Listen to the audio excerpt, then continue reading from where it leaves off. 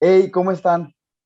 Antes de empezar con mi charla, haré una pregunta que quiero que me contesten con total sinceridad. ¿Quién nunca se ha sentido juzgado o con miedo de hacer algo por el qué dirán?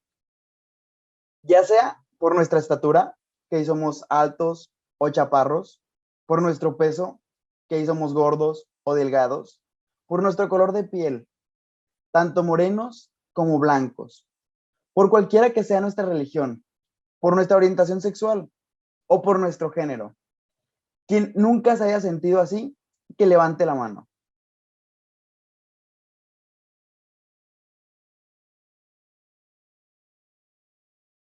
Yo, Abdel Hernández, con mis 20 años, puedo asegurar, sin ningún miedo a equivocarme, que todos y todas, cada uno de los presentes aquí, hemos sido juzgados y con base en alguno o varios estereotipos, ya que a lo largo de nuestra vida hemos ido creciendo con diferentes estereotipos y prejuicios.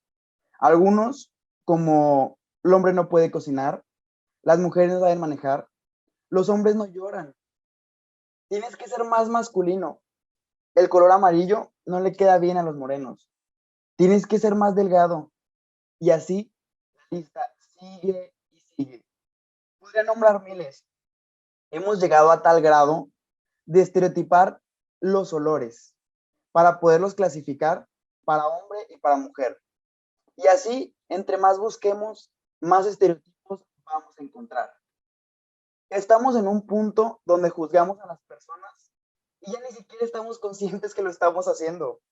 Esto, pues gracias a que fuimos educados de esa manera, de una forma tan vana.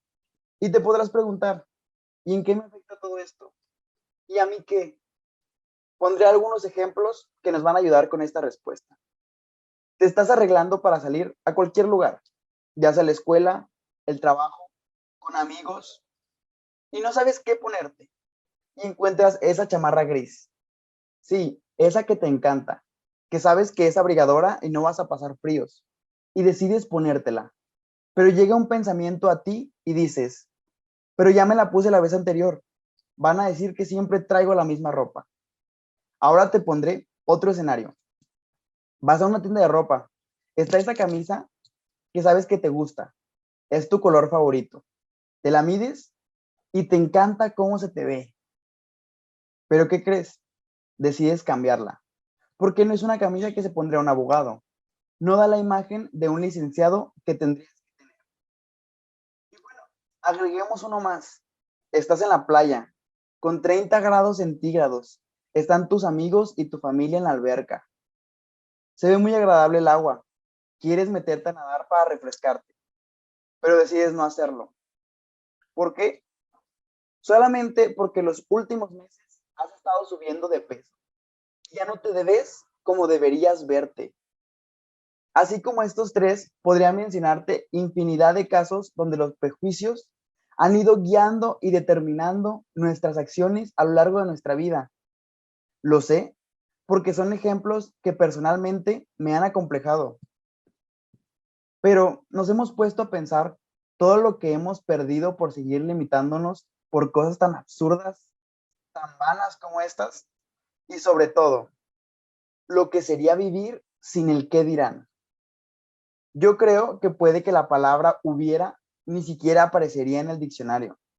Todos tenemos esa situación que hubiéramos querido cambiar, donde por culpa de la cultura social en la que estamos inmersos, no hicimos o no dijimos eso que tanto queríamos.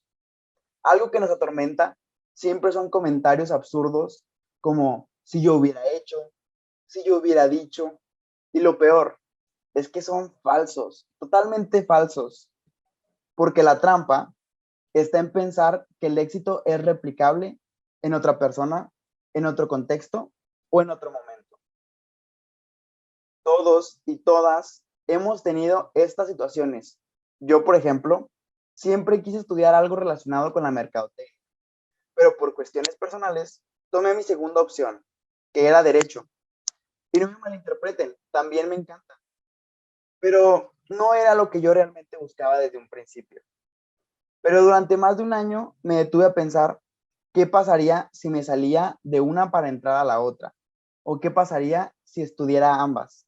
Lo único que me detenía a hacerlo era pensar justamente en qué los demás dirían.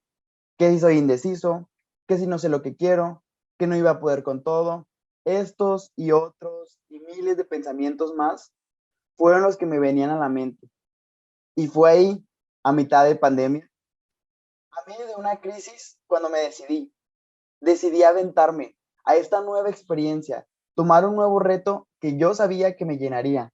Y no digo que fue fácil, porque no lo fue, pero lo que sí es gratificante. Es por esto y que desde mi experiencia personal que me atrevo a decirte dos cosas. La primera es que el hubiera no existe. Las cosas que pasaron o no pasaron, que dijiste o no dijiste, no las puedes cambiar. No sigues atormentándote con esto, simplemente suelta y avanza. La segunda es que no vivas del qué dirán. La sociedad va a hablar, hagas lo que hagas, si haces, ¿por qué lo haces? Si no haces, ¿por qué no lo haces? Por lo que quiero recomendarte una última cosa, que hagas eso que tienes tantas ganas de hacer, que sabes que te hará inmensamente feliz.